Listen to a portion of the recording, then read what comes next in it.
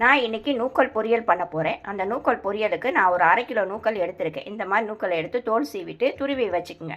இது எப்படி பண்ணலான்றதை நான் காட்டுறேன், வாங்க பார்க்கலாம்.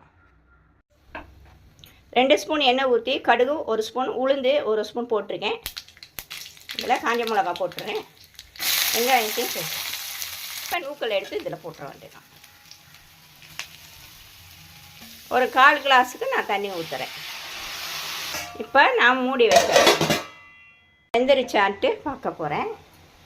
பாதி தேங்காய் துருவல், பாதி முட்டை. இது எப்படின்றத பாருங்கள். தேங்காய் துருவலை இதில் போட்டுடுறேன்.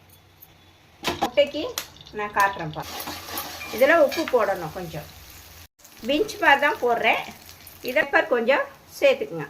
இப்போ முள்ளங்கியை இதில் போட்டுறணும். இதில் போட்டு பண்ணுறப்ப செம்ம டேஸ்ட்டாக அடுப்பை ஆஃப் பண்ணிட வேண்டியதான். நான் முட்டை போட்டு பொரியலும் பண்ணியிருக்கேன், நூக்கல் தேங்காய் துருவி போட்டும் பண்ணியிருக்கேன். பிடிச்சிருந்தா லைக் பண்ணுங்கள்,